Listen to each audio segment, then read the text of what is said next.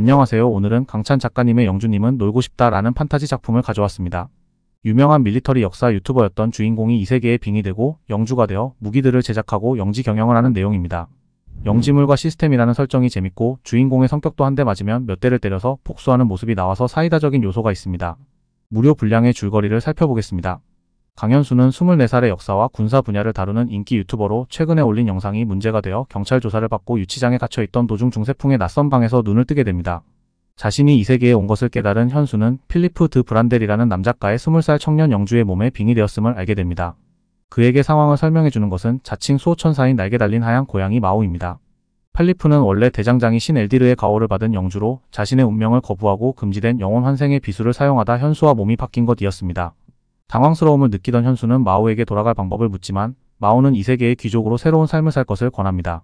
빙의 된 첫날 영지의 부채 문제를 해결하라는 미션이 주어진 현수는 100만 달런트 빚을 지고 있는 가난한 영지라는 걸 알게 됩니다.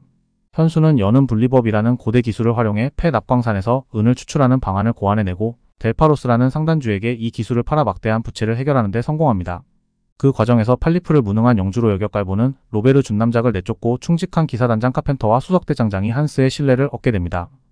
의도치 않게 이 세계로 와 귀족이 된 현수는 앞으로 필리프로 살아가며 자신의 지식을 활용해 영지의 부흥을 꾀하며 새로운 삶에 적응해 나가기 시작합니다. 신의 가호를 통해 얻은 황금 망치 스킬로 다양한 물건을 손쉽게 제작할 수 있는 능력도 알게 된 필리프는 이를 활용해 첫 작품으로 골프채를 만듭니다.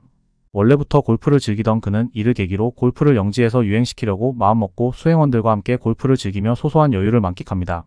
필리프가 귀환한 후 영지의 행정 업무를 직접 처리하려 하자 로베르 준남작이 쫓겨난 영향으로 서류 결제가 산더미처럼 쌓여 있었습니다. 필리프는 시녀 헬렌이 행정 지식에 능통한 것을 발견하고 그녀를 하녀에서 비서로 승진시키며 업무를 돕게 합니다. 헬렌의 도움으로 서류가 빠르게 정리되고 영지 경계 문제를 조사하던 필리프는 미라보 자장령의 목동들이 브란델 영지의 목초지를 불법으로 점유하며 분쟁을 일으킨 사실을 알게 됩니다. 필리프는 미라보 자작 아르망과의 담판에서 분쟁을 해결하려 하지만 아르망이 고압적인 태도로 일관하며 협력을 거부하자 직접 대응에 나서기로 합니다. 필리프는 가신들과 군사들을 오크로 변장시켜 미라보 자장령의 목동들을 기습하고 양떼를 빼앗습니다. 이에 자극받은 아르망은 보복을 위해 자신 또한 부하들을 오크로 위장시켜 브란델 영지를 습격하려 합니다. 그러나 아르망의 군대는 프릴 산맥에서 진짜 오크의 매복에 걸려 큰 피해를 입고 아르망 자작도 부상당합니다. 이 소식을 들은 필리프는 승리감에 웃음을 짓고 가신들은 필리프의 전략을 칭송하며 충성을 다짐합니다. 회의에서 필리프는 전력 강화를 위해 병력을 늘릴 계획을 세우고 이 과정에서 비서 헬렌이 제안한 마카 열매로 만든 커피를 처음으로 시도하여 군사훈련과 업무 집중을 돕기 위한 도핑 음료로 활용합니다.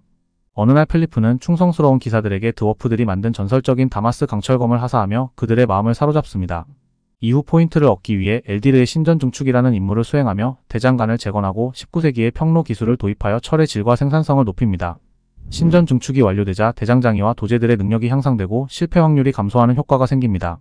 이와 함께 필리프는 엘디르 신의 이름을 알리기 위해 지포라이터를 상품화하여 판매하기로 합니다.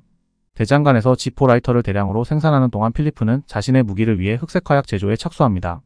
필리프와 그의 호위대가 박쥐 동굴에서 야명사 성분을 얻으려고 탐사하던 중 거대한 트롤과 마주칩니다.